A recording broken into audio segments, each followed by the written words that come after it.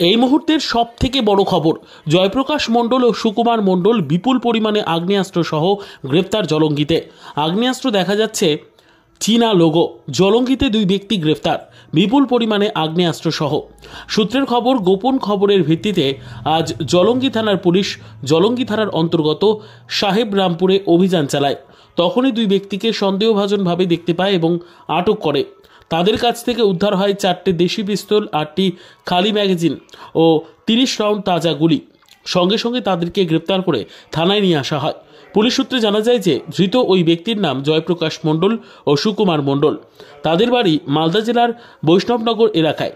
তবে কী কারণে মালদা থেকে মুর্শিদাবাদের সীমান্তবর্তী এলাকায় আগ্নেয়াস্ত্র নিয়ে ঘোরাফেরা করছিল তার তদন্ত শুরু করেছে জলঙ্গি থানার পুলিশ, এবং এ কাণ্ডের সঙ্গে আর কেউ জড়িত আছে কিনা তার তদন্ত শুরু করেছে জলঙ্গি থানার পুলিশ।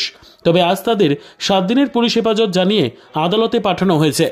মাধ্যম থেকে একটা খবর পেয়েছে, তার খবর পেয়ে থানার টিম, আমাদের যে ওসি আছে, পিসি অফিসার আছে, ওরা গিয়ে একটা রেড করেছে। রেডের মাধ্যম থেকে আমরা 2টা আসামি ধরেছে।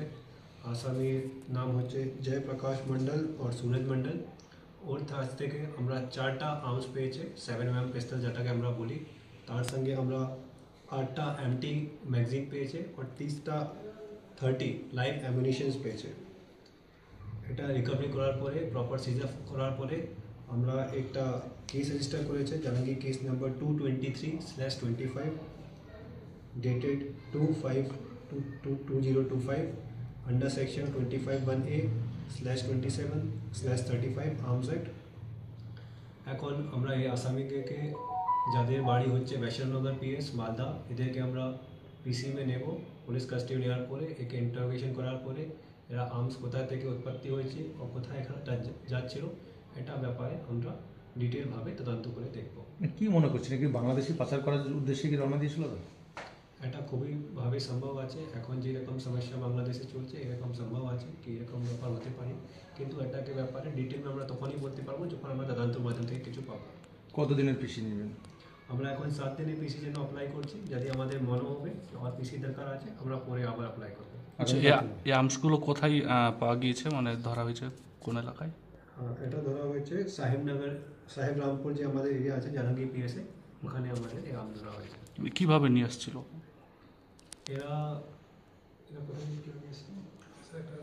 একটা নাইলন ব্যাগ করে নিয়ে আসছিল।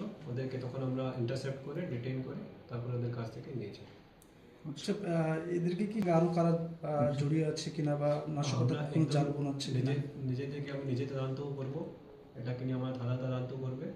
এটাকে নিয়ে আমরা পুরো ডিটেলভাবে গিয়ে যদি এর পেছনে কোনো র্যাকেট আছে, কোনো অর্গানাইজড গ্যাং আছে, আর আমরা ওই হিসাবে ওদের বিরুদ্ধে অ্যাকশন নিয়ে ওদেরকে গ্যাংকে পূর্ণভাবে সমাপ্ত করার চেষ্টা করবো। থ্যাংক ইউ, ধন্যবাদ।